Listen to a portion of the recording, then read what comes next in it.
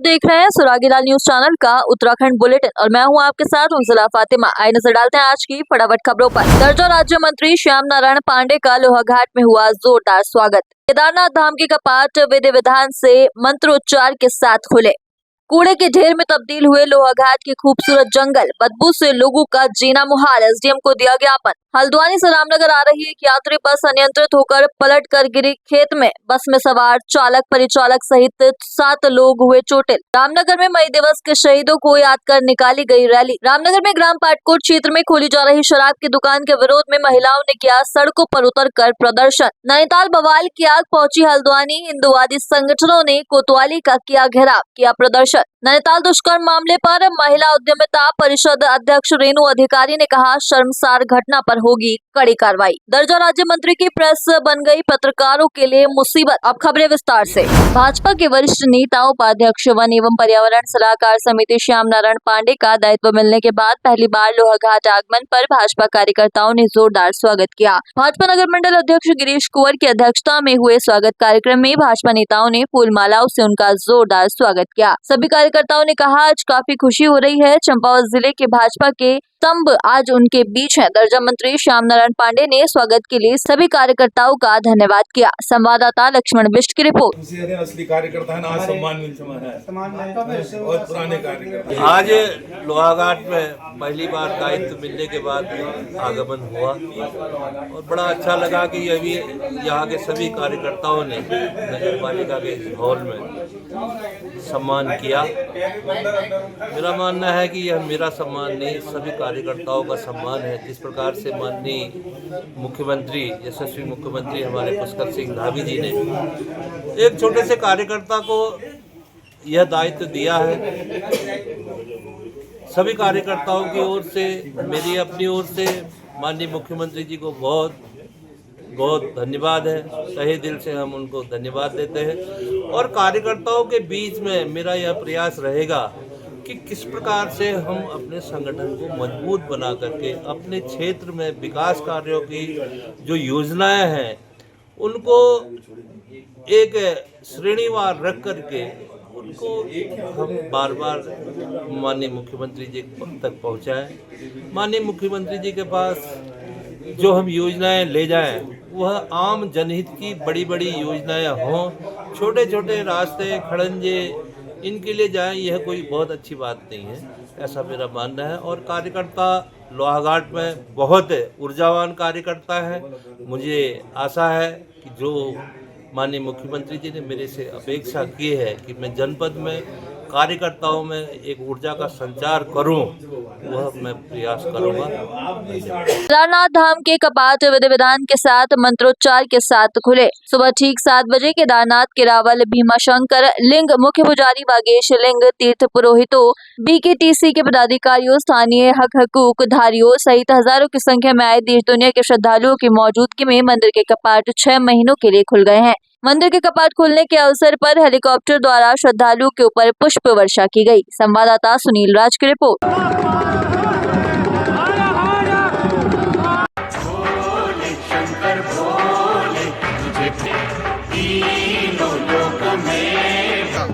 और ये बाबा के कपाट खुल गए हैं। 2 तारीख को कपाट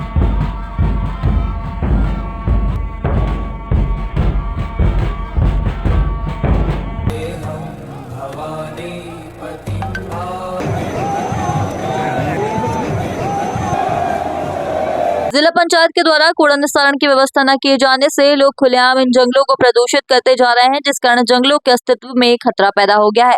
पूर्व क्षेत्र पंचायत सदस्य व कांग्रेस नेत्री सुशीला बोरा ने क्षेत्र में कूड़ा निस्तारण की व्यवस्था करने तथा कूड़ा फेंकने वाले लोगों पर कार्रवाई की मांग को लेकर एसडीएम लोहाघाट को ज्ञापन दिया। संवाददाता लक्ष्मण बिष्ट की रिपोर्ट।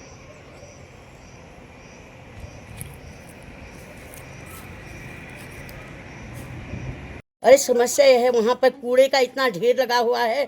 जो भी आता है, रात में आते हैं वो लोग और आकर के कूड़ा डाल जाते हैं। और न तो वहाँ पे हमें आग लगाने की अनुमति दी है, और आग लगाने में भी हम आग भी लगा लें तो चलो कूड़ा वहाँ पे जल के ठीक हो जाए, वहाँ पे ना हमें इस चीज़ की अनुमति है। और कूड़े का ढेर इतना लगा हुआ है कि जबकि हमने मैंने जिला पंचायत को भी एप्लीकेशन दी, जिला पंचायत से भी कहा, कितनी बार कह दिया है, और वो लोग भी सुनने को तैयार नहीं है। और इतनी गंदगी वहाँ पे, देखो इतने अच्छे अच्छे होटल हैं, वहाँ पे लोग रहते हैं, कितने अच्छे अच्छे लोग वहाँ पे आते हैं, और वहाँ पर कि एक बार उस दशा को देखें तो इतना गंदा, एक बार आकर के आप लोग भी देख सकते हैं। मैं तो एसडीएम साहब से ये कहती हूँ कि एक गाड़ी घुमा करके वहाँ पर अगर माइक द्वारा बताया जाए कि जो भी कूड़ा डाल रहा है उसकी फ़ोटो खींच करके अगर एसडीएम साहब को दी जाए तो उससे लोग ज़रा ठीक रहेंगे। नहीं तो इसमें कुछ नहीं हो सकता है। अगर गाड़ी में कह करके अगर प्रचार कर करके कूड़ा न डालें तभी कूड़ा वहाँ पे से हट सकता है, नहीं तो कूड़ा डालने के लिए वो लोग रात के बार 1-1 बजे भी आने को तैयार हैं। हम बड़े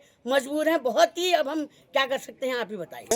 प्रशासन से तो हम कह ही रहे हैं कि मैंने इससे पहले भी प्रशासन से कहा कि ये कूड़ा उठाओ यहाँ पर से, और उनने कुछ सुध ही नहीं ले रहे हैं कुछ किसी चीज़ की। किसकी सुध ले रहे हैं बताओ? पानी के लिए इतने परेशान हो रहे हैं और ये कूड़े के लिए इतने, किसके लिए परेशान नहीं हो रहे हैं? सब चीज़ के लिए तो हम परेशान हैं। देखिए, सबसे पहले मेरा, अगर उत्तराखंड को हमने बचाना है, पर्यटन की दृष्टि से हमने उत्तराखंड को आगे बढ़ाना है, तो हमें यहाँ के वनों का संरक्षण करना पड़ेगा। पर्वतीय क्षेत्र में जो हरी पत्ती वाले वन हैं, सुंदर देवदार के वृक्ष हैं, इनका अवैध पातन न हो। आज चारों ओर से हमारे वनों में प्रेशर हो रहा है, जनसंख्या बढ़ गई है, लोग समझ नहीं पा रहे हैं कि हमको अपने भविष्य के लिए जंगल बचाने चाहिए। हमारे पूर्वजों ने इस पर विचार किया, उन्होंने अपने जंगल बनाए, उनका संरक्षण किया। आज उसका हम बेरहमी से दोहन कह रहे हैं। और डंपिंग जोन का जहाँ तक है, इस पर मैं अभी अध्ययन कर रहा हूँ कि किस प्रकार से डंपिंग जोन की समस्या का निराकरण हम कर सकें। इसके लिए मैं अपनी व्यक्तिगत यात्रा इंदौर में भी जाने वाला हूं और हिमाचल में भी जाने वाला हूं कि वहां किस प्रकार से पिरूल के ऊपर उन्होंने काम किया है। पिरूल को पता चला है कि किसी केमिकल में डुबाते हैं वो, और उसके बाद जो है उसकी इलास्टिसिटी, उसकी मजबूती बन जाती है, और विभिन्न प्रकार के छोटे छोटे घरेलू उपयोग की कई चीज़ें वो बना रहे हैं। ऐसा मेरा अध्ययन है, करने का विचार है। देखिए, मैंने पहले कहा ना, मैं एक बार अध्ययन करूँ और उनकी क्या कार्य प्रणाली है, जो उनके कार्यकर्ता। देखिए, मूल रूप में वो बहुत अच्छा विषय है कि जिला पंचायत की गाड़ी ग्रामीण क्षेत्रों में कूड़ा उठाए। अगर वह कूड़े का निस्तारण सही से नहीं कर रही और हमारे हरे भरे जंगलों का अगर विनाश कर रही है, तो इसके लिए तो उनको जिम्मेदार ठहराना पड़ेगा। जो भी कार्रवाई करनी पड़ेगी उनके खिलाफ करने के लिए मैं अपनी ओर से संस्तुति करूँगा। यही मेरा कहना है। धन्यवाद। बहुत बड़ी व्यवस्था है, प्रशासन ने इसको संज्ञान में लेना चाहिए। जिस जगह का जिक्र किया जा रहा है कि पुल्ला रोड का, यहाँ पर सुबह मॉर्निंग वॉकिंग में छोटे बच्चे, बुजुर्ग, सब लोग, महिलाएं और मॉर्निंग वॉकिंग के लिए जाते हैं, इवनिंग वॉकिंग के लिए जाते हैं। लेकिन उस रोड में जाना बड़ा दुश्वार सा लग रहा है, क्योंकि एक बड़ा अच्छा पर्यटक स्थल भी है वहाँ पे। ऊपर पेड़ों की, वहाँ पर अच्छे जंगल्स हैं, फॉरेस्ट हैं ऊपर की, और नीचे रोटें हैं। लेकिन कूड़े की वजह से जो घूम रहे हैं उन्हें परेशानियाँ हो रही हैं, ऐसी बदबू आ रही है। हमारा प्रशासन से यही निवेदन है कि आखिर वहाँ पर कूड़ा कौन डालने, और इतना देखिए रात में आज वहाँ पर कूड़ा डाला जा रहा है बिल्कुल, और हम उसको जो अभी कहा कि जला नहीं सकते। ऊपर फॉरेस्ट अगर उसमें आग लगाई जाती है, शायद वो दीवानगी का रूप ले सकती है, ऊपर को आग फैल सकती है। हम उन्हें सरकार से यही प्रशासन निवेदन करेंगे, इनका गौर किया जाए, और जो कूड़ा है उसका निस्तारण करने के लिए सरकार कोई न कोई पॉलिसी लाए और वहाँ के लोगों को जागरूक किया जाए। हम जिला पंचायत से निवेदन करेंगे कि जिस तरह से पालिका लोहाघाट के घर से कूड़ा उठा रही है, उसी प्रकार जिला पंचायत के द्वारा भी नदीवर्ती क्षेत्रों से कूड़ा उठाकर उसका निस्तारण करना चाहिए। गुरुवार की दोपहर हल्द्वानी से रामनगर आ रही एक प्राइवेट यात्री बस अचानक अनियंत्रित होकर गेबुआ के समीप पलटकर सड़क से एक खेत में जा गिरी। घटना के बाद बस में सवार यात्रियों में चीख पुकार के बाद मौजूद आसपास के लोगों ने बस में सवार लोगों को बाहर निकाला। दुर्घटना में 3 घायलों का रामनगर के सरकारी अस्पताल में उपचार चल रहा है, जबकि 4 यात्रियों को सिर्फ मामूली चोटें आई थी। संवाददाता राजीव अग्रवाल की रिपोर्ट।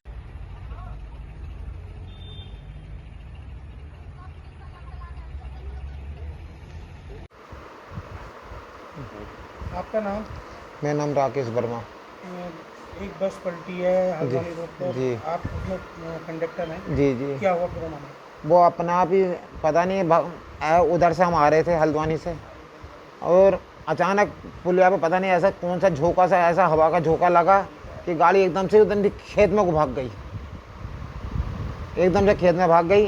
और गाड़ी के अंदर भी भाई साहब हम तीन हम हो गए, मैं, कंडक्टर, ये ड्राइवर साहब बेचारे, वो हमारे तीसरे ड्राइवर साहब थे बेचारी, एक लेडी, 2 लेडीजें थी और 3 आदमी थे, बस इसके अलावा और कोई नहीं। 8 लोग थे? हाँ ना 7 जने थे। हाँ 7 जने थे। 3 जनों की चोट आई है? हाँ बस 3 जनों के हमारे आई है, एक मैं कंडक्टर के, ये ड्राइवर साहब के, फिर जो तीसरे नंबर के ड्राइवर साहब हैं उनके लगी है। इसलिए अभी हम भी हल्द्वानी से रामनगर को जा रहे थे, हमने देखा साइड में गाड़ी गिरी हुई है, कुछ लोग घायल थे जिन्हें रामनगर संयुक्त चिकित्सालय भेज दिया गया है यहाँ से, और कोई ज़्यादा बड़ी घटना नहीं है। कोई गाड़ी के शायद कोई टेक्निकल फॉल्ट के कारण गाड़ी साइड में गड्ढे में गिर गई खेत में। मई दिवस आयोजन समिति के बैनर तले नगर पालिका प्रांगण से एक रैली निकाली गई, जो शहर के मुख्य मार्गों से होते हुए शहीद चौक लखनपुर पर पहुंचकर जनसभा में परिवर्तित हो गई, जहां वक्ताओं ने कहा कि इस वर्ष भारत में हम 102वां मई दिवस मना रहे हैं। 1886 में शिकागो अमेरिका के श्रमिकों के बलिदान के 37 वर्षों के बाद भारत में पहला मई दिवस 1923 को चेन्नई के मरीना बीच पर कॉमरेड सिंगार वेलर द्वारा मई दिवस का झंडा फहरा कर मनाया गया था। मई दिवस 8 घंटे के कार्य दिवस और साथ ही अन्य तमाम अधिकारों को हासिल करने के लिए मजदूर वर्ग के बलिदान के दिन को चिन्हित करता है। संवाददाता राजीव अग्रवाल की रिपोर्ट। आज अंतर्राष्ट्रीय मजदूर दिवस, जिसको मई दिवस भी कहा जाता है, पूरी दुनिया में आज मनाया जाता है। 1886 में, आज से लगभग 140 साल पहले आज ही के दिन शिकागो शहर में लाखों लाख मजदूरों ने 8 घंटे के कार्य दिवस को लेकर के और सप्ताह में एक दिन अवकाश को लेकर के बहुत बड़ा एक प्रदर्शन किया, जिसके बाद बहुत ज़बरदस्त दमन हुआ। 8 मजदूर नेताओं को फांसी भी हुई, लेकिन मजदूर रुके नहीं और अंततः 8 घंटे का कार्य दिवस लागू हुआ और हमें अवकाश रविवार का मिला। उन शहीदों की याद में और सरकार की जो वर्तमान मजदूर विरोधी, कर्मचारी शिक्षक विरोधी नीतियां हैं, उनके खिलाफ हम लोग पूरे देश में आज मजदूर दिवस को मना रहे हैं। रामनगर में भी नगरपालिका प्रांगण से लेकर के लखनपुर चौक तक हम लोग जुलूस निकालेंगे और सरकार से मांग करेंगे कि जो 4 बिल वो मजदूर विरोधी लाई है वो वापस ले, वो नई पेंशन योजना यूपीएस को वापस ले, पुरानी पेंशन योजना लागू करे और मजदूरों को उनका वास्तविक मेहनताना दिया जाए। ये हमारी मांग रहेगी आज के दिन में। चाहे तो एक साथ होनी चाहिए, सब लोग एक साथ बैठना ही नहीं चाहते। पापा, ट्राई दिस। लो, सब लपक लिए।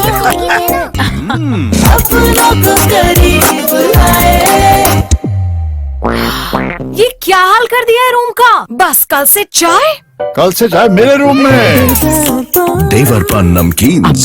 प्रदेश के मुख्यमंत्री पुष्कर सिंह धामी ने पिछले माह प्रदेश में कई स्थानों पर नई शराब की दुकानें खोलने की घोषणा की थी। मुख्यमंत्री की घोषणा के बाद लगातार नई शराब की दुकानें खोले जाने का लोग विरोध कर रहे हैं, जिस क्रम में रामनगर अंतर्गत ग्राम मालधन चौड़ एवं पाटकोट क्षेत्र में भी शराब की दुकानें खोली गई हैं तथा नई शराब की दुकानों का ग्रामीण लगातार विरोध कर रहे हैं। हालांकि जनता के विरोध के बाद कुछ दिन बाद ही मुख्यमंत्री ने अपनी घोषणा को वापस लेते हुए कहा था कि अब नई शराब की दुकानें नहीं खोली जाएंगी। लेकिन मुख्यमंत्री की घोषणा के बाद भी आज भी शराब की नई दुकान बंद करने को लेकर कोई आदेश नहीं आया, जिसके विरोध में शुक्रवार को ग्राम पाटकोट क्षेत्र की दर्जनों महिलाओं ने रामनगर डिग्री कॉलेज से लेकर एसडीएम कार्यालय तक प्रदर्शन करते हुए सरकार के खिलाफ नारेबाजी की। संवाददाता राजीव अग्रवाल की रिपोर्ट।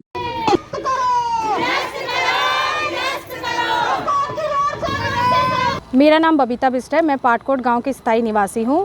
हमारे गांव में ये सरकारी शराब की दुकान का अभी टेंडर हुआ है और एक दुकान खोल दी गई, जिसके विरोध में महिलाएं 1 अप्रैल से लगातार धरने में बैठी हुई हैं और आज 1 महीना 2 दिन हो चुके हैं उनको धरने में बैठे हुए। और आज हमने ये विरोध प्रदर्शन की रैली रामनगर में निकाली हुई है। हम मुख्यमंत्री को एसडीएम के माध्यम से एक ज्ञापन सौंपने वाले हैं, जिसमें हम चाहते हैं कि पाटकोट रोड से ये शराब की दुकान का ठेके को पूर्णतः निरस्त किया जाए और हमारी ये मांग है कि अन्य मूलभूत सुविधाएं हमारे गांव में लाई जाए, क्योंकि हमारे गांव में कोई भी मूलभूत सुविधाएं नहीं है। न तो वहाँ पर पीने के लिए पानी है, न वहाँ पर सिंचाई के लिए किसी भी तरह की नलकूप की कोई व्यवस्था है, न वहाँ स्कूलों में टीचरों की कोई व्यवस्था है, और न ही अस्पतालों में कोई उचित स्टाफ है, न ही डॉक्टर्स हैं। कुछ भी मूलभूत सुविधाएं हमारे गांव में नहीं है।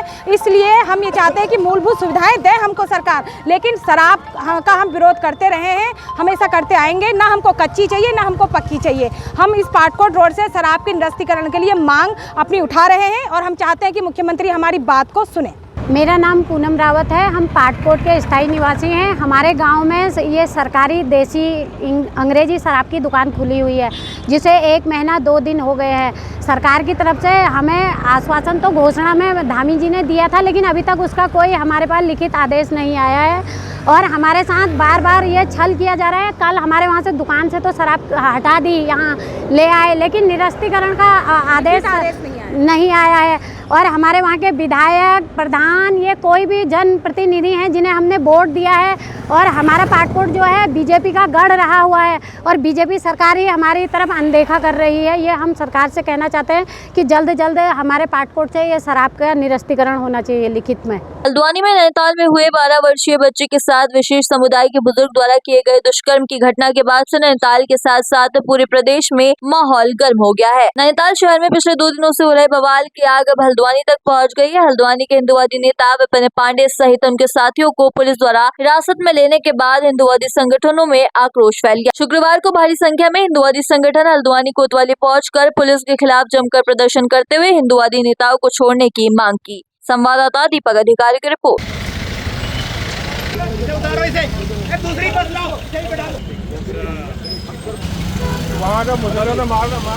ये जो नैनीताल में घटना हुई थी, उसको लेकर कुछ स्थानों पर प्रदर्शन हुए थे। कुछ लोगों ने कॉल किया था, उसको देखते हुए कानून व्यवस्था की स्थिति बने रहे, किसी प्रकार का प्रतिकूल प्रभाव इस पर न पड़े, ये सुनिश्चित करने के लिए निरोधात्मक कार्रवाई भी आज की गई है। और हम लोग लगातार राउंड पे हैं, सतर्कता बढ़ती जा रही है। कुछ लोग थाने में भी आए थे, उनसे वार्ता हुई है, वार्ता के उपरांत समाधान करते हुए उनका निराकरण कर लिया गया है और आगे भी इसमें सतर्क दृष्टि रखी गई है। एक जघन्य घटना घट गई थी, जिसको लेकर सभी लोग आक्रोशित थे और कल की घटना के बाद आज हमारे भारतीय जनता पार्टी के युवा मोर्चा के प्रदेश के मंत्री विपिन पांडे जी के द्वारा एक शांतिपूर्ण तरीके से मार्च निकाला जा रहा था, जिसमें प्रशासन ने अपनी आपत्ति दर्ज कराते हुए उनको गिरफ्तारी कर ली थी।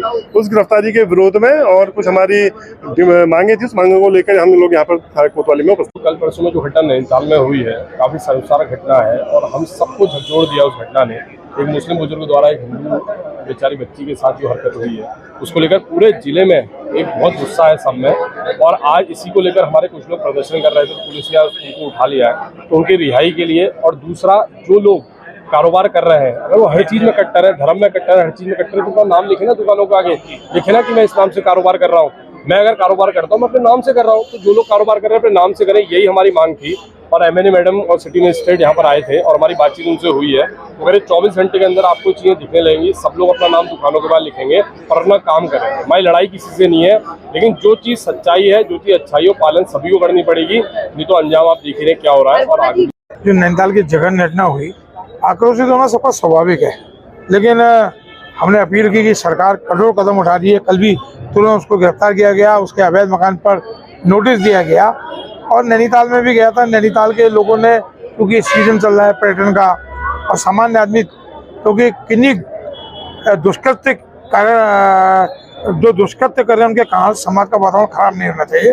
और मेरे आज सबसे वार्ता भी हुई और मैंने कहा ठीक है, थोड़ा मन में आक्रोश होता है, आक्रोश शांत हो जाएगा और सामान्य तरीके से, क्योंकि अब पर्यटन सीजन चल रहा है, बहुत चीज़ें हो रही हैं, यात्रा तेजी में चल रही है, तो सब कुछ सामान्य तरीके से सबका सहयोग प्राप्त हो। पूर्व सबको पता है कि नैनीताल में एक 12 वर्ष की हमारी हिंदू बच्ची के साथ 76 वर्ष के मुस्लिम जिहादी द्वारा एक घिनौना कृत्य किया गया था। उसके साथ दुष्कर्म करने की घटना हमारे सामने आई थी। पुलिस प्रशासन ने उसको गिरफ्तार किया, जेल भेजा।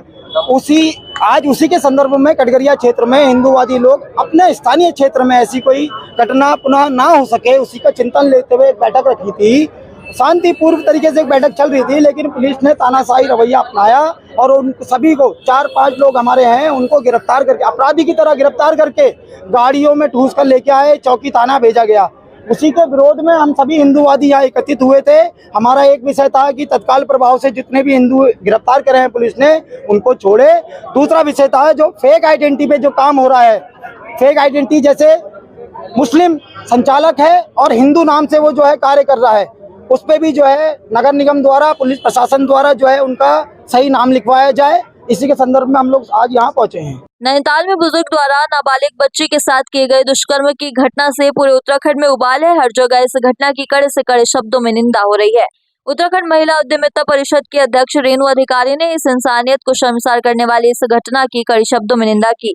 उन्होंने अपने निजी आवास में पत्रकारों से बातचीत करते हुए कहा, देवभूमि के लिए शर्मसार करने वाली ये घटना है। उन्होंने मुख्यमंत्री पुष्कर सिंह धामी का धन्यवाद अदा करते हुए कहा कि मुख्यमंत्री ने तत्काल इस मामले का संज्ञान लेते हुए घटना में शामिल बुजुर्ग आरोपी के खिलाफ कड़ी से कड़ी कार्रवाई करने के निर्देश देते हुए उसके घर को ध्वस्त करने के आदेश नगर पालिका को दिए हैं। संवाददाता दीपक अधिकारी की रिपोर्ट। खैर आदेश ठीक दे दिया इन्होंने।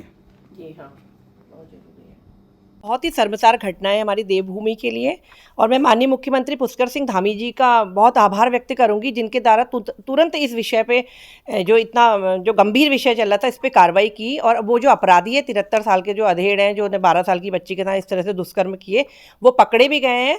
और मैं निश्चित रूप से माननीय मुख्यमंत्री जी का आभार व्यक्त करूँगी क्योंकि ऐसे विषय पर तुरंत कार्रवाई हुई। और दूसरा, मैं आपको आदेश की कॉपी भी दिखाना चाहूँगी कि उनके घर को भी ध्वस्तीकरण के आदेश आ चुके हैं नैनीताल नगर पालिका द्वारा। और निश्चित रूप से इस तरह की कार्रवाई होनी चाहिए क्योंकि आगे भी इस तरह की घटनाएं नहीं हो पाएंगी। और अगर हमने किसी इस तरह के अपराध को अगर वास्तव में अंकुश लगाना, तो ऐसे माननीय मुख्यमंत्री जी के द्वारा जो निर्णय लिए गए हैं मैं उनकी बहुत प्रशंसा करूंगी, और आगे भी ऐसे निर्णय लिए जाएंगे कि इनको जड़ से हटा देने का काम करेंगे, इनके और इनकी जड़ों को और इनके आकाओं को, तो ऐसी घटनाएं होंगी भी नहीं। चाहे तो एक साथ होनी चाहिए, सब लोग एक साथ बैठना ही नहीं चाहते। पापा ट्राई दिस। लो सब लपक लीजिए।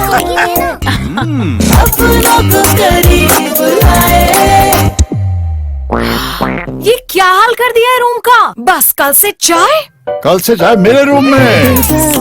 देवर पर नमकीन। हल्द्वानी में दर्जन राज्य मंत्री शंकर कौरंगा की प्रेस वार्ता शहर के पत्रकारों के लिए मुसीबत बन गई। दरअसल हुआ ये कि दर्जा मंत्री शंकर कौरंगा जलगाम विभाग के उपाध्यक्ष नियुक्त किए गए हैं। आज उनकी प्रेस वार्ता थी और जलगाम का दफ्तर मुखानी रोड में एक बिल्डिंग के तीसरे माले पर है, जहां जाने के लिए पत्रकार लिफ्ट का सहारा लेकर जाते हैं, लेकिन लिफ्ट दूसरे माले से ऊपर चढ़ते ही टूट जाती है, जिससे कि लिफ्ट सीधे बेसमेंट में जाकर गिरती है। लिफ्ट के टूटने से पत्रकारों में अफरा तफरी का माहौल बन जाता है। किसी तरह पुलिस प्रशासन एसडीएम को फोन करने के बाद काफी मशक्कत के बाद पत्रकारों को लिफ्ट से बाहर निकाला गया। संवाददाता दीपक अधिकारी की रिपोर्ट।